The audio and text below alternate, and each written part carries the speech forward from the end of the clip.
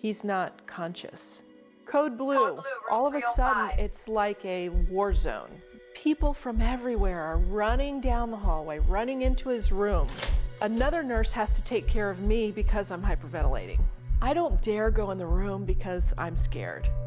I don't want to visually see them working on him with crash cart, with paddles, shocking him. I hear them say, okay, we've got him back. But when I go in the room, he's just looking around, he's not communicating. Rush him out of the room. And I'm all alone in this room. I'm like, please, God, I don't know what just happened, you know? And when you go through that, even though I don't remember that day, but I remember all the people that were around me that day, and even to this day, I mean, my nurses still talk about that day. And it brings me back to like, oh wow, like I guess I was pretty sick. And I meet him in ICU and he's still not coherent. He's awake, but he's not talking. He's just looking around. And in my mind, I'm thinking, did he have a stroke? Does he have brain damage? Is he gonna come out of this? What is happening in his body? And that's when your mind starts to wander. And you go, okay, am I, and that's when the enemy would say, you're not getting out this time. You're not, and you're not as strong as you think you are. So it was the next day. He was finally communicating. He was coherent. He could have a conversation. He's like, what happened? I said, I really have no idea. They knew that it had probably something to do with my heart because my heart rate just kept going up, and it was almost at 200. So that's when they called in Dr. Chauncey Crandall, who's a cardiologist. We knew Dr. Crandall and his wife a little bit just because they used to sit next to us at church. But we had never seen him as a doctor, never had been a patient of his. We were notified one day by one of the physicians taking care of Todd, Dr. Harris, who asked us to evaluate him because he had a tachycardia. He had an accelerated heart rate that needed to be corrected.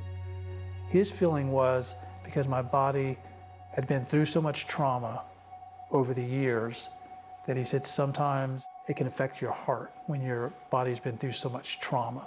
Many people that are chronically ill or severely ill have multiple heart problems. And in fact, he needed to be treated medically in the hospital to have that heart rate return to normal. He said, if you would have been home, it wouldn't have mattered if Laura was walking in the door the minute you were having that attack, you wouldn't have made it. God had you there for a reason because you wouldn't have survived this at home. At the same time, it also brought Dr. Crandall into our lives. When he walks into the room, it's like he's walking in, but it's almost like God is walking in with him at the same time, because if you know Dr. Crandall, his spirit and his heart is always where Jesus wants it to be. I remember waking up one morning and Laura saying, hey, what do you want for breakfast? And I'm like, yeah, I'm not really hungry. Why am I not eating and why don't I have an appetite? When you've had a cancer diagnosis, the first thing that kind of always goes into your brain is like, okay, did cancer come back in my stomach, or my body just continued to get worse and worse.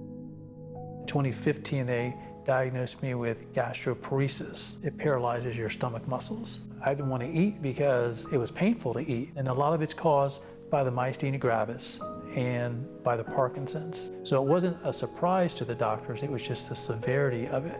When I got sick again in 2009, I was probably about 150 pounds. So the decision was made in early part of 2017 to put a J-tube in.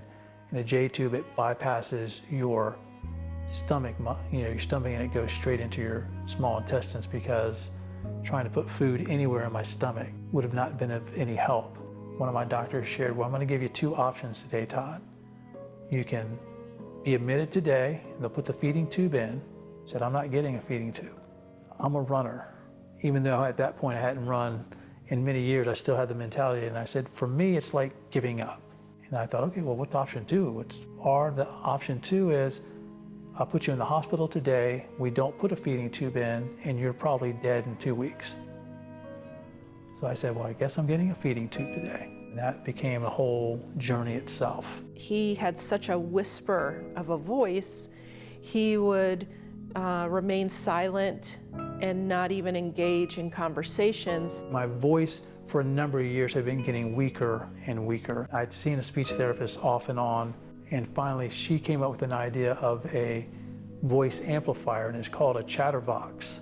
They put headphones around my neck, and the vibrations of my muscles would get my voice to come out. Started doing that on a regular basis where I just wore it all the time. For me, Todd has always served as the original hope dealer. For someone to go through everything he was going through, yet maintain hope.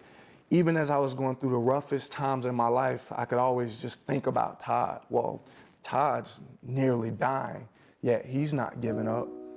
Todd can't talk, Todd can't eat, but he's still hopeful, focused, and faithful. So no matter what I was going through in life, I didn't even have to open the pages of scripture to know that God was with me. I was leading the group, and Todd came in. We have maybe 30 to 35 people in the group, and I remember him sitting maybe 2 seats to my right. At that time, he was using a voice box, and he had a feeding tube, so it was very weak.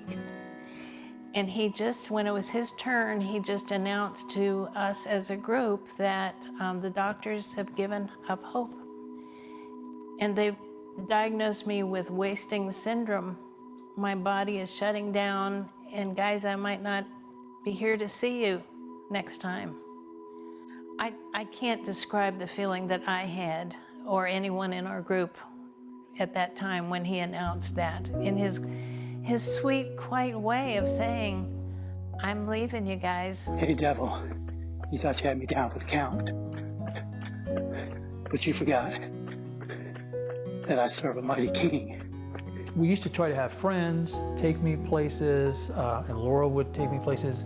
And finally she's like, well, you know, there's Uber and there's Lyft, and I can sign you up for that, and you can go anywhere you want to go, anytime you want to go. And so after lunch was over, I called for Uber. And I get in and you do the pleasantries of, yes, I'm Todd, and she introduces herself. I was very sensitive to the presence of God that came into the car. He was prompting me to say to this gentleman. But we're sitting there, and I notice she's not going anywhere. And I'm thinking to myself, well, why aren't we moving? And then I turned around and I began to speak. God told me that you have a story to tell me. And I'm like, excuse me? And she said, this morning during my quiet time, she said, God told me I would meet a man today that's dying. He can't eat, he can't speak, and he only has months to live. And I'm thinking, how does this lady know me? And she goes, God told me that you're supposed to tell me your story. So after the initial shock, I shared a little bit of my story with her, and she said, well, God told me to tell you that God is going to heal you. She goes, that little thing that you wear around your neck, you're not going to wear that anymore. She goes, I noticed you got something in your stomach. You're not going to have that issue anymore. And I said to him, and I recall it, that God is going to use you to bring healing to others around the world. There's nations that God is going to send you to. So I'm kind of thinking to myself, okay, that's a lot of information to take in. She dropped me off at home and never saw her again. In February, the doctors just pulled us into the rooms and just said, you put up a good fight, but we just don't see how you can survive this year with your numbers, the way they look.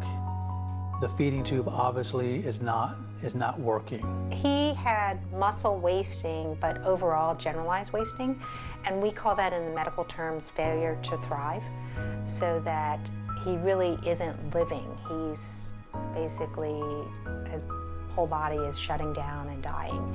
And in his case, I believe that was happening because of malnutrition, the inability to kind of sustain himself.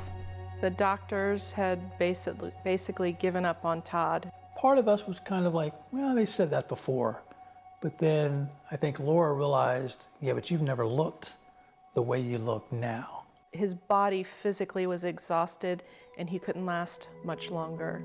I know Todd from church, and I would see him week after week wasting away.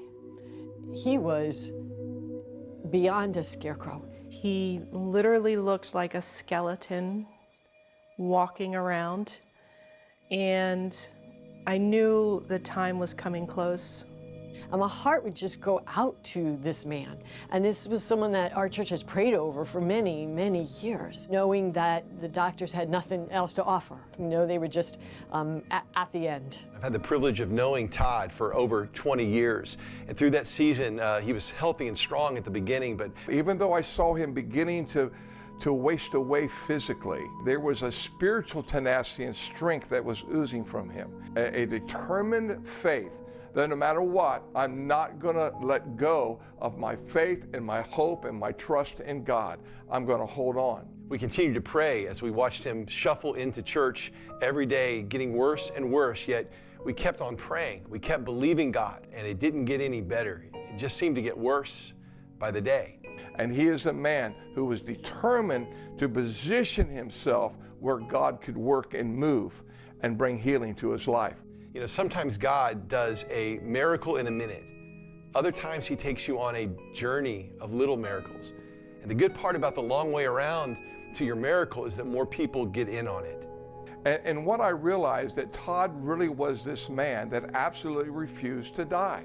He was going to be alive and vibrant in Christ, and he would not let his physical body dictate the spiritual health and vitality of his spirit.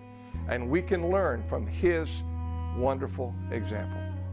A lot of times when people have dealt with illness for so long, their body just finally says, I'm just tired, I just can't do it anymore. They said, we have no other treatments, we have no other answers for you. They said I was in that stage, and once you kind of get in that stage, you don't really come out of that stage. That was our clue that we needed to get our affairs in order. You know, those 1 o'clock in the morning conversations, most of the time those are initiated by God, but sometimes those were just times of me just crying out going, okay, like I don't know if I can take another day of being in the pain that I'm in. Sunday morning, God had woken me up at 1 o'clock in the morning like he usually does, and he said, Todd, we're going into a season of healing, miracles, and revival. I heard about a night of healing from some friends of mine. This is going to be an opportunity for my friends to get healed that need a healing. I was more concerned about others than I was about myself.